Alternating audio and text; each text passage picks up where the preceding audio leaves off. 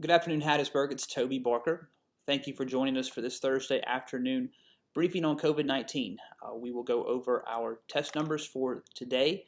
We will have a question and answer with Dr. Rambod Rouhbahksh, who is one of the doctors at Forrest General Hattiesburg Clinic, who are on the front lines of fighting COVID-19. We're going to take one of the questions that we've heard a lot in our comment section and through our inboxes. We'll give you some non-COVID related city news and, of course, our regular active courage. Today's numbers, these are of course system-wide for our healthcare organizations. Forrest General's 19 counties, Merritt's 18 counties, Cimarron Hattiesburg Clinic's cough and fever clinic are included in this as well. So as of today, we have 7,116 total tests that have been completed.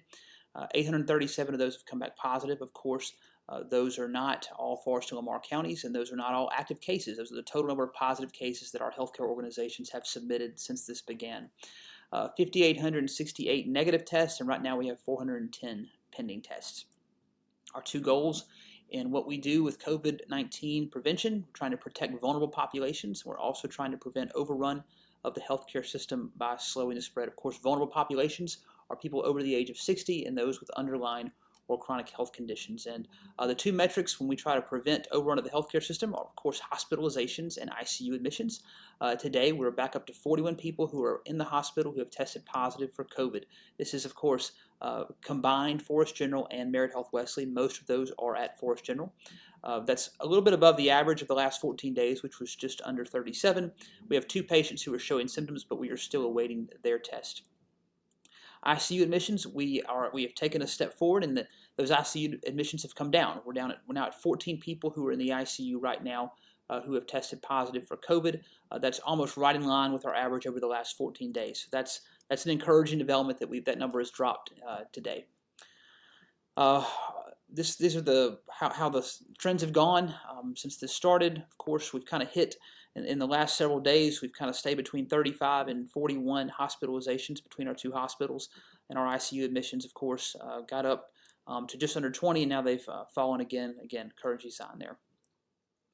Our totals per county, again, these are not all active cases.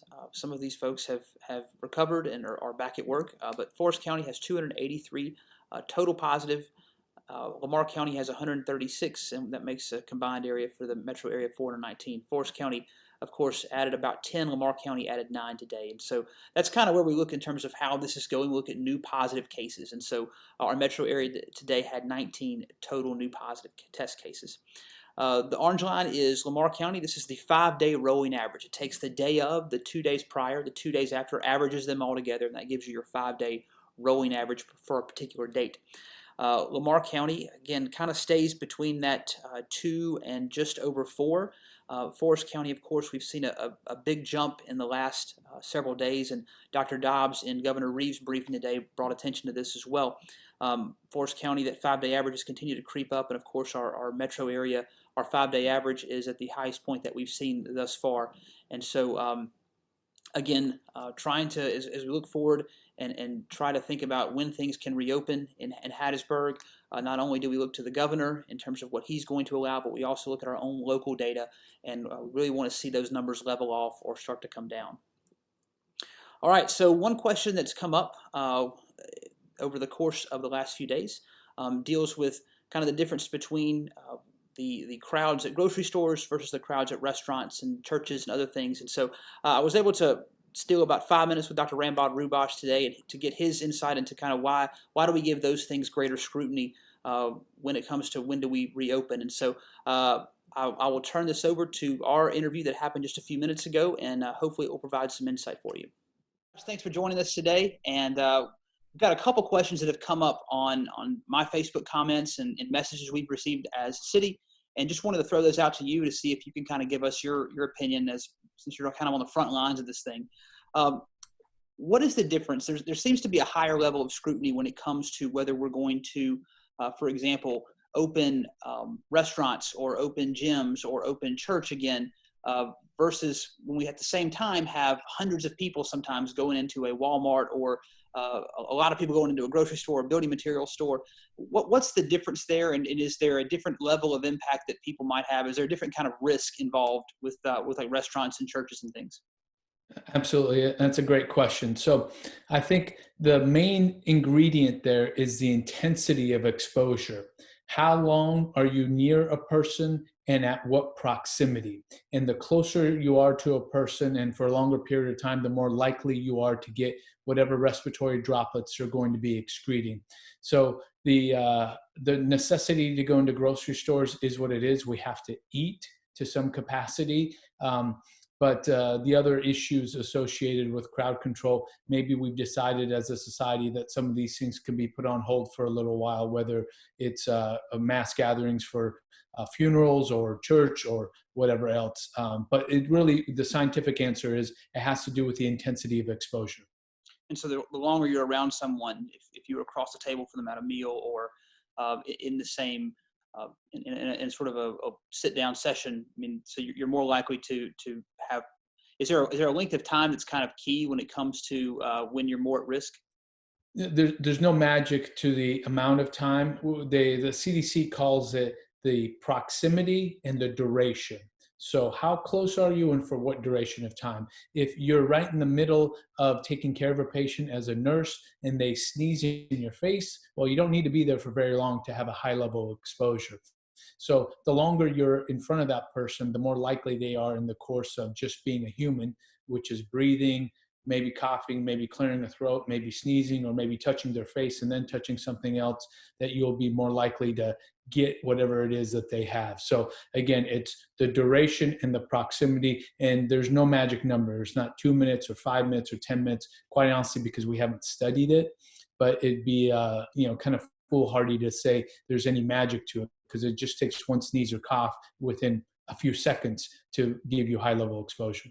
Certainly appreciate Dr. Rambod Rouhbahksh taking time with us. All of our physicians at Forrest General and Hattiesburg Clinic and Merit Health Wesley have been unbelievably generous with their time in trying to educate not only us as leaders, but also the general public to make sure that everyone just has good information, understanding that what we know about this disease changes all the time as well. And so, very humble individuals, but also very knowledgeable and proactive. In some non-COVID news, we actually are pleased to say that part of West 7th Street, we had the base repaired this week, and we were able to do the overlay coat, the first overlay coat. And so West 7th Street is kind of this street that goes from 38th Avenue all the way through to the east side of town, past Mobile Street, past Bowie Street, and ends in the Gula. And so this is going to be the overall rehab of West 7th Street because of the sewer issues that we have in certain parts, because of the soil issues that we have in certain parts, and water issues and drainage.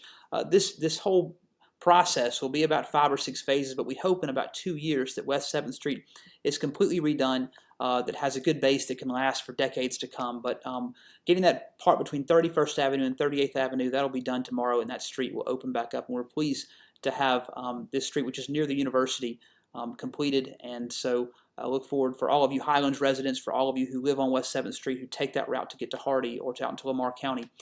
This will be a very much welcomed upgrade to your commute.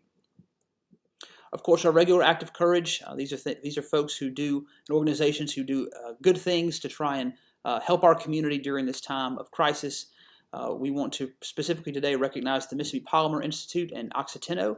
Oxiteno is a chemical company that's based in the Accelerator out at the Innovation Park off of Classic Drive. And what they've done, MPI and Oxiteno work together to make about 300 masks for retirement communities, for not only staff but also residents. So Wesley Manor, Brookdale Senior Living, Bedford Care Center, these are important parts of our community. Of course, we know the danger of spread of COVID-19 in long-term care facilities, and so for these organizations to come together and step up and donate these masks, we appreciate their commitment to our city. And so as we go into the rest of the week, remember to wash your hands, take care of yourself, wear a mask if you go out in public, do only what is essential, and remember that you're always safer at home. I hope you guys have a great rest of the day, and again, courage.